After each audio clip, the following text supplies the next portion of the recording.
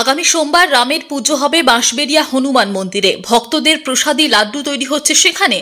১,৫০০ কেজির ৫১,০০০ লাড্ডু তৈরি করছেন মহিলারা। বাঁশবেড়িয়া রাম মন্দির উদ্বোধন ও রামলালার প্রাণ প্রতিষ্ঠার পুজো উপলক্ষে ৫১,০০০ লাড্ডু তৈরি হচ্ছে। বাঁশবেড়িয়া পুরসভার ১০ নম্বর ওয়ার্ডের কলবাজারে হনুমান মন্দির রয়েছে।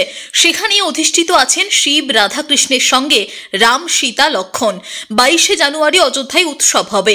কলবাজার মন্দির প্রাঙ্গণেও হবে পূজার্চনা, আরতি, হোমযজ্ঞ। পুজো শেষে ভক্তদের মধ্যে বিতরণ হবে লাড্ডু। ১,৫০০ কেজি লাড্ডু তৈরি শুরু হয়েছে।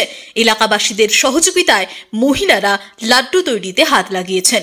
সনাতন ধর্ম যত প্রেমীগণ আছে ওনার নিয়ে এটা মন্দির যা আছে ৫০ বছর পরে অনেক পুরনো মন্দির।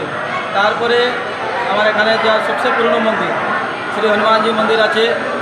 তারপরে কিছুদিন আগে আমাদের রামচন্দ্র ভগবানটা এখানে বসিয়ে দিয়েছে আমাদের পুরো নগরবাসীকে সনাতন ধর্ম নিয়ে। আমার এখানে রামচন্দ্র ভগবান আছে, তারপরে মাতা সীতা আছে, লক্ষণ আছে, একটা ছোট মূর্তি হনুমানজি আছে যা ভক্তিময় লীন আছে রামের। এখানে যা ২২ জানুয়ারি ঐতিহাসিক দিন আছে অযোধ্যাতে যা হচ্ছে আমাদের রামের প্রতিষ্ঠা, ওদিন এখানে আমাদের পুরো বাঁশবেড়িয়া নগরবাসীকে নিয়ে এখানেও উৎসব করা যাবে।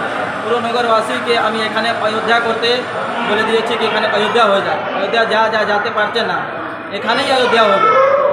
পুরো সহযোগ নিয়ে এখানে কালকে অনেক প্রোগ্রাম আছে ২২ জানুয়ারি। হুগলি থেকে রাজেশ দেবনাথের রিপোর্ট, টিভি নিউজ 10। সুলভে সঠিক চিকিৎসার একমাত্র প্রতিষ্ঠান বিবেকানন্দ হসপিটাল। ২৪ ঘন্টা emergency service, blood bank, trauma care. আপনাদের সেবায় আমরা তৎপর। গুণমান ও পরিষেবায় দুর্গাপুর বিধাননগরের ডক্টর জাকির হোসেন এভিনিউর বিবেকানন্দ হসপিটাল শিল্পাঞ্চলের মানুষের মন জয় করেছে।